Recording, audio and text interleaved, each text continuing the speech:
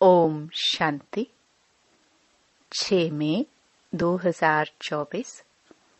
बाबा के महावाक्य। मीठे बच्चे, इस जन्म के पापों से हल्का होने के लिए बाप को सच सच सुनाओ और पिछले जन्मों के विकर्मों को योग अग्नि से समाप्त करो।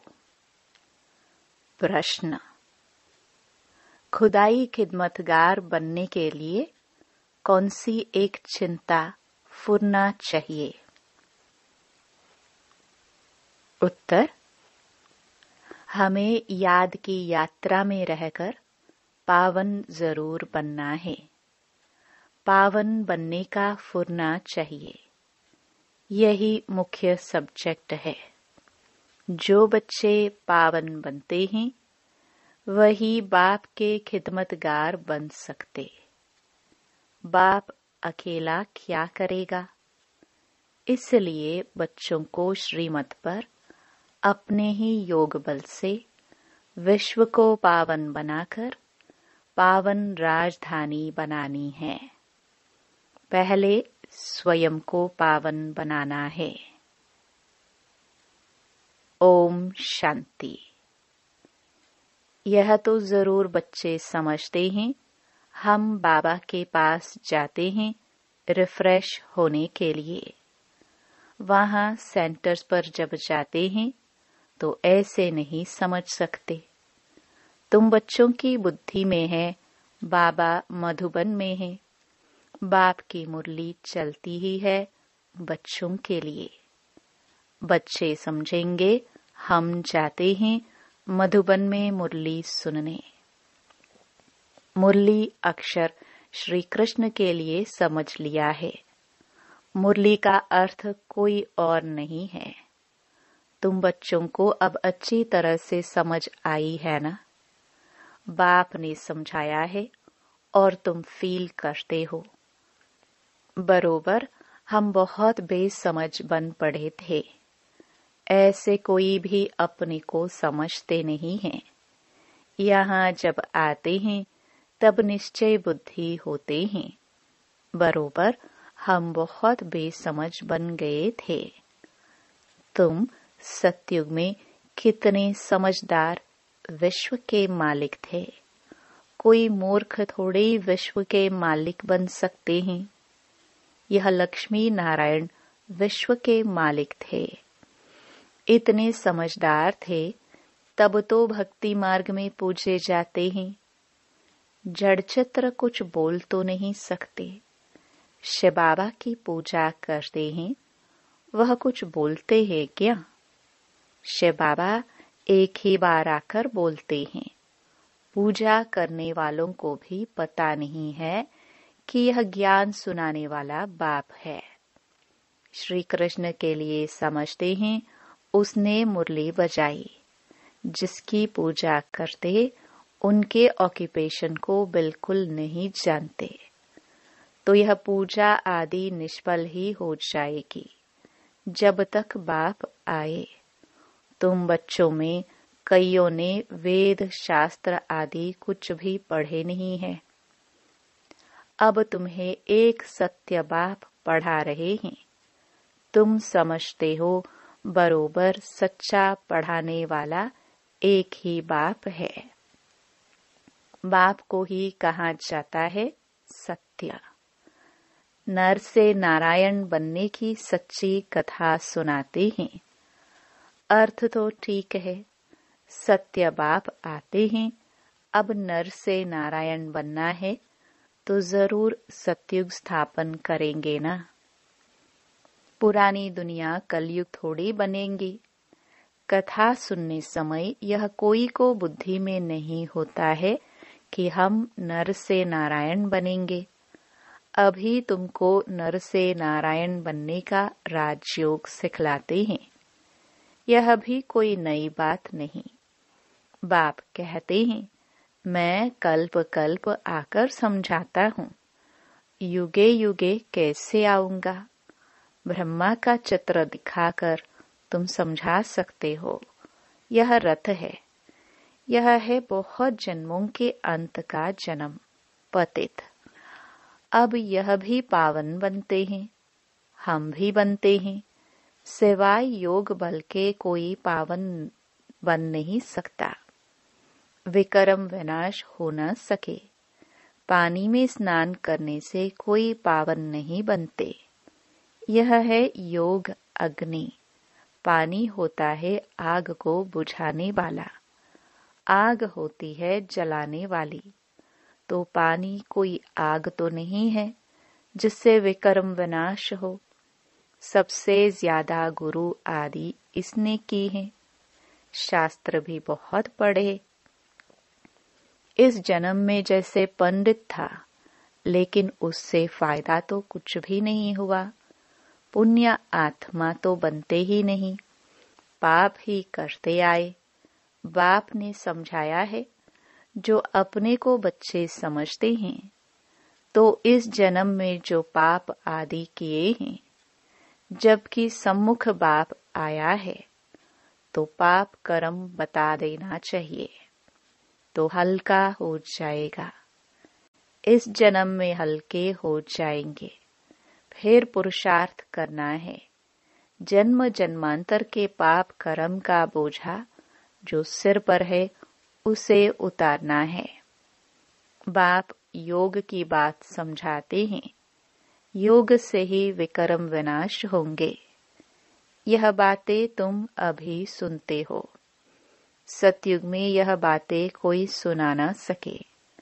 यह सारा ड्रामा बना हुआ है। सेकंड बाय सेकंड यह सारा ड्रामा फिरता रहता है। एक सेकंड न मिले दूसरे से। सेकंड बाय सेकंड आयु भी कम होती जाती है। अभी तुम आयु को कम होने से ब्रेक देते हो और योग से आयु को बढ़ाते हो। अब तुम बच्चों को अपनी आयु को बड़ा बनाना है योग बल से। योग के लिए बाबा बहुत जोर देते हैं, परंतु कई समझते नहीं। कहते हैं बाबा हम भूल जाते हैं। तब बाबा कहते हैं योग कोई और बात नहीं, यह है याद की यात्रा। बाप को याद करते करते पाप कटते जाएंगे। अंतमति सोगति हो जाएगी। इस पर एक मिसाल भी देते हैं। कोई ने किसको कहा तुम भैंस हो, तो बस वह समझने लगा मैं तो भैंस हूं। बोला इस दरवाजे से निकलो, तो बोला मैं भैंस हूं, कैसे निकलूं? सचमुच जैसे भैंस बन गया। यह एक मिसाल बैठ बनाया है, बाकी कोई ऐसा है नहीं। यह कोई यथार्थ मिसाल नहीं है। हमेशा रियल बात पर मिसाल दिया जाता है। इस समय बाप तुमको जो समझाते हैं, उनके फिर भक्ति मार्ग में त्योहार मनाए जाते हैं। कितने मेले मलाखड़े आदि होते हैं। बाकी इस समय जो कुछ होता है, उनके त्योहार बन जाते हैं। तुम यहाँ कितने स्वच्छ बनते हो। मेले मलाखड़े में तो कितने मैले होते हैं। शरीर को मिट्टी मलते हैं, समझते हैं पाप मिट जाएंगे। बाबा का खुद यह सब किया हुआ है। नासिक में पानी बहुत गंदा होता है, वहां जाकर मिट्टी मलते हैं, समझते हैं पाप नाश हो जाएंगे। फिर उस मिट्टी को साफ करने के लिए पानी ले आते हैं। विलायत में कोई बड़े महाराजा आदि जाते थे, तो गंगा जल का मटका साथ ले जाते थे। फिर स्टीमर में वही पानी पीते थे। आगे एरोप्लेन मोटर आदि थे नहीं। 100-150 वर्ष में क्या क्या बन गया है। सतयुग आदि में यह साइंस आदि काम में आती है। वहां तो महल आदि बनाने करने में देरी नहीं लगती। अभी तुम्हारी बुद्धि पारस बुद्धि बनती है, तो सब काम सहज कर लेती है। जैसे यहाँ मिट्टी की ईंटें बनती हैं, वहाँ सोने की होती हैं। इस पर माया मच्छंदर का खेल भी दिखाते हैं। यह तो उन्होंने नाटक बैठ बनाए हैं दिखाने के लिए। बरोबर स्वर्ग में सोने की ईंटें हैं। उसको कहा ही जाता है गोल्डन एज, इसको कहा जाता है आयरन एज। स्वर्ग को तो सभी याद करते हैं, चित्र भी उन्हों के कायम हैं। कहते भी हैं आदि सनातन धर्म, फिर हिंदू धर्म कह देते हैं। देवता के बदले हिंदू कह देते हैं, क्योंकि विकारी हैं तो देवता कैसे कहे। तुम कहाँ भी जाते हो तो यह समझाते हो, क्योंकि तुम हो मैसेंजर पैगंबर। बाप का परिचय हर एक को देना है। कोई झट समझेंगे कि बरोबर तुम ठीक कहते हो, दो बाप बरोबर है। कोई कह देंगे परमात्मा तो सर्वव्यापी है। तुम समझते हो एक से हद का वर्षा मिलता है, पारलौकिक बाप से बेहद का वर्षा मिलता है 21 जन्मों के लिए। यह ज्ञान भी अभी है, वहाँ यह ज्ञान नहीं रहता। संगम पर ही वर्षा मिलता है, जो फिर 21 पीढ़ी जन्म बाय जन्म तुम राज्य करते हो। तुम सारे विश्व के मालिक बनते हो। यह तुमको अभी मालूम पड़ा है। जो पक्के निश्चय बुद्धि हैं, उनको कोई संशय उठाने की बात ही नहीं। बेहद के बाप से बेहद का वर्षा मिलता है। शिव बाबा आएंगे तो जरूर कुछ वर्षा देते होंगे। इसलिए बाबा कहते हैं यह बाज बहुत अच्छा है, इसे सदा लगा कर रखना है। घर घर में मैसेज देना है, फिर कोई माने या ना माने। विनाश आएगा तो समझेंगे भगवान आया हुआ है। फिर जिन्हों को तुमने मैसेज दिया होगा वो याद करेंगे कि यह सफेद पोश वाले फरिश्ते कौन थे। सूक्ष्म वतन में भी तुम फरिश्ते देखते हो ना। तुम जानते हो मम्मा बाबा योग बल से ऐसा फरिश्ता बनते हैं, तो हम भी बनेंगे। यह सब बातें बाप इसमें प्रवेश कर तुमको समझाते हैं, डायरेक्ट नॉलेज देते हैं। जो बाबा में नॉलेज है वह तुम बच्चों में भी है। जब ऊपर में जाते हो तो नॉलेज का पार्ट भी पूरा हो जाता है। फिर जो पाठ मिला है वह सुख का पाठ बजाते हैं और यह नॉलेज भूल जाती है। तो तुम बच्चे कहाँ भी जाते हो तो मैसेंजर की निशानी यह बाज साथ में जरूर चाहिए। भल कोई हंसी करे, इस पर क्या हंसी करेंगे। तुम तो यथार्थ बात सुनाते हो। यह बेहद का बाप है, उनका नाम है शिव बाबा। वह कल्याणकारी है, आकर स्वर्ग की स्थापना करते हैं। यह है पुरुषोत्तम संगम युग। यह सारा ज्ञान तुम बच्चों को मिला है, फिर भूलना क्यों चाहिए। बात तो बिल्कुल सहज है। चलते फिरते बाप और वर्षे को याद करना है। शांति धाम और सुख धाम। तुम बच्चे यहाँ आते हो, मुरली सुनकर जाते हो, फिर सुनानी भी चाहिए। ऐसे नहीं सिर्फ एक ही ब्राह्मणी मुरली चलाए। ब्राह्मणी को आप समान बनाकर तैयार करना चाहिए, तब बहुतों का कल्याण कर सकेंगे। अगर एक ब्राह्मणी कहाँ चली जाती है तो दूसरी क्यों नहीं सेंटर चला सकती। क्या धारणा नहीं की है। स्टूडेंट को पढ़ने और पढ़ाने का शौक चाहिए। मुरली तो बहुत सहज है, कोई भी धारण कर क्लास करा सकते हैं। यहाँ तो बाप बैठे हैं। बाप बच्चों को कहते हैं, कोई भी बात में संशय नहीं होना चाहिए। एक बाप ही है जो सब कुछ जानते हैं। एक ही एम ऑब्जेक्ट है, इसमें कोई प्रश्न आदि पूछने का भी नहीं रहता। सुबह को भी बैठ बच्चों को याद की यात्रा में मदद करता हूँ। सारे बेहद के बच्चे याद करते हैं। तुम सब बच्चों को इस याद की मदद से सारे विश्व को पावन बनाना है। इसमें ही तुम अंगुली देते हो।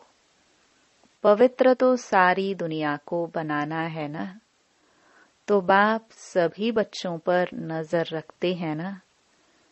सब शांति धाम में चले जाए, सबका अटेंशन खिंचवाते हैं। बाप तो बेहद में ही बैठेंगे।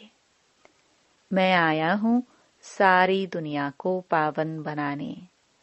सारी दुनिया को करंट दे रहा हूँ तो पवित्र हो जाए। जिनका पूरा योग बल होगा वह समझेंगे बाबा अभी बैठकर याद की यात्रा सिखला रहे हैं, जिससे विश्व में शांति होती है। बच्चे भी याद में रहते हैं तो मदद मिलती है। मददगार बच्चे भी चाहिए ना। खुदाई खिदमतगार निश्चय बुद्धि ही याद करेंगे। तुम्हारी पहली सब्जेक्ट है ही पावन बनने की। गोया तुम बच्चे निमित्त बनते हो बाप के साथ। बाप को बुलाते ही हैं, हे पतित पावन आवो। अब वह अकेला क्या करेगा? खिदमतगार चाहिए ना। तुम जानते हो हम विश्व को पवित्र बनाकर फिर सारे विश्व पर राज्य करेंगे। बुद्धि में जब ऐसा निश्चय होगा तब नशा चढ़ेगा। तुम बच्चे जानते हो हम बाप की श्रीमत से अपने योग बल से अपने लिए राजधानी स्थापन कर रहे हैं। यह नशा चढ़ना चाहिए। यह है रूहानी बात। बच्चे समझते हैं हर कल्प बाबा इस रूहानी बल से हमको विश्व का मालिक बनाते हैं। यह भी समझते हो कि शिव बाबा आकर स्वर्ग की स्थापना करते हैं। अभी सिर पर इस याद की यात्रा का ही फुरना है। पुरुषार्थ करना है। धंधा आदि करते भी याद की यात्रा रहे। एवर हेल्दी बनाने के लिए बाप कमाई बड़ी जबरदस्त कराते हैं। इस समय सब कुछ भुलाना पड़ता है। हम आत्माएं जा रही हैं। आत्म अभिमानी बनने की प्रैक्टिस कराई जाती है। खाते पीते चलते फिरते यह क्या बाप को याद नहीं कर सकते? कपड़ा सिलाई करते बुद्धि योग बाप की याद में रहे। बहुत सहज है। यह तो समझते हो 84 का चक्र पूरा हुआ है। अभी बाप हम आत्माओं को राजयोग सिखलाने आए हैं। यह वर्ल्ड की हिस्ट्री ज्योग्राफी रिपीट होती रहती है। कल्प पहले भी ऐसे हुआ था, जो अब फिर रिपीट हो रहा है। यह रिपीटिशन का राज भी बाप ही समझाते हैं। हर एक को ड्रामा में पाठ मिला हुआ है, वह बजाते रहते हैं।